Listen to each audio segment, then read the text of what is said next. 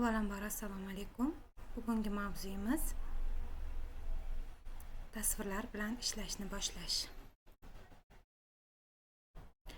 Boshlashingizdan avval quyidagilarni bilishingiz kerak. Bunda sichqonchadan foydalanishni, jumladan ekran bo'ylab ko'rsatkichni harakatlantirish va tugmalardan foydalanishni, dasturiy ta'minotni tanlash va ishga tushirish, ya'ni kompyuterda foydalaniladigan dasturlar. Bu modulda dasturiy ta'minot sifatida Microsoft Paint'dan foydalanishingiz mumkin. Bu grafik materiallar yaratish va tahrirlash uchun foydalaniladigan dasturiy ta'minot. Ushbu dasturda tasvirlar yaratishda yordam beruvchi juda ko'p uskunalar mavjud. Bu uskunalardan biri bu Line uskunasidan foydalana olish ko'nikmasiga ega ekanligingizni, turli tasvirlar yaratishni boshlay olishingizni anglatadi. U Paint dasturiy ta'minotining asosiy uskunalaridan biridir. Xo'p, tasvir yoki shablonlar yaratishda sodda shakl va chiziqlardan foydalanish, vizual effektlardan foydalanib tasvirlarni tahrirlash, to'g'ri chiziq va geometrik shakllardan foydalanib mavjud tasvirni boyitish, tasvir yoki uning ma'lum qismidan nusxa olish yoki o'chirish, tahrirlangan rasmlarni saqlashda Save as buyrug'idan foydalanish. Endi biz Pusk menyusidan Paint qidirib Paintga kiramiz va bu yerda uskunalar paneli va boya aytib o'tganimdek Line uskunasidan foydalanish. Bu yerda bir qancha tasvirlarni foydalanish mumkin. Bu Canvas deyiladi. Ya'ni bu yerda bu Canvas orqali xuddi qog'ozga surat chizgandek bu kompyuterda Paint dasturidagi qog'ozi hisoblanadi. Xo'p, endi Line uskunasi yordamida to'g'ri chiziq chizish mumkin. Buni ixtiyoriy rangda tanlasak ham bo'ladi. Bu yerda tanlagan holda misol uchun to'rtburchak shakl chizsak bo'ladi.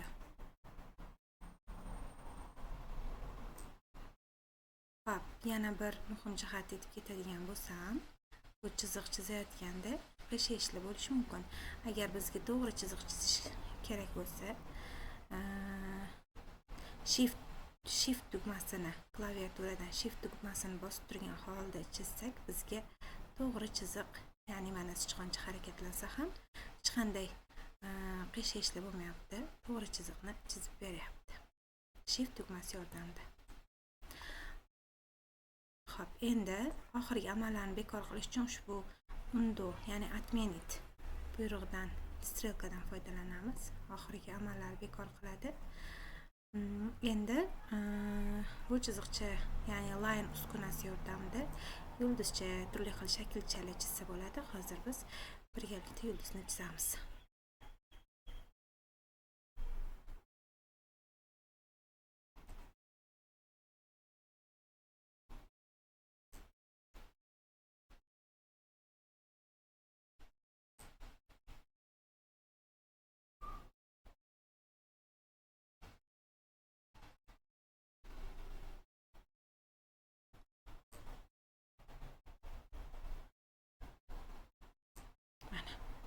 Yulduzchani chizdik va bu strelka orqali orqaga oxirgi amallarni bekor qilsak bo'ladi yoki bo'lmasa Ctrl Z ni birgalikda bosib turgan holda amallarni bekor qilsak bo'ladi. Ana endi bu uskunamiz krivaya. Bunda turli xil to'lqinsimon harakatlarni shakllantirsak bo'ladi. Misol uchun chiziqchani tortdik va buni ikkita qismidan egri chiziqlarni hosil qilsak bo'ladi. Mana uskunalar har birini o'ziga yarasha imkoniyatlar bor. Misol uchun bu dumaloq shakl. Bunda endi biz avval bo'lib qolishi mumkin yoki cho'zuvchoq. Bizga tekis dumaloq kerak bo'lsa, Shift tugmasini bosgan holda tekis dumaloq shaklni hosil qilsak bo'ladi. Xo'p, Ctrl. Endi birgalikda ushbu uskunalardan foydalangan holda chizamiz. Line uskunasini bosgan holda chiziq tortamiz. Ya'ni shift bossak tekis tortib beradi va uskuna, krivoya uskunaga o'tib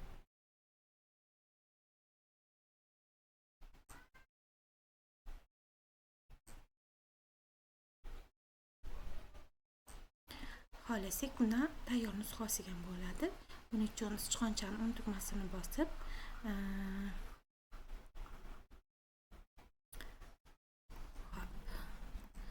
yokida klaviaturan Ctrl S ni bosib uskunani foydalanadigan bo'lsak, yana pastga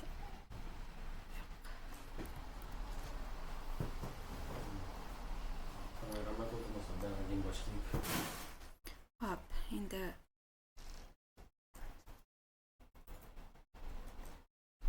va yana line uskunasidan birlashtiramiz.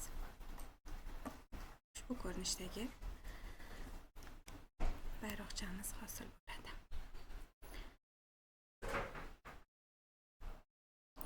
Bugungi mavzuga oid bo'lgan ma'lumotlar shulardan iborat edi. E'tiboringiz uchun rahmat.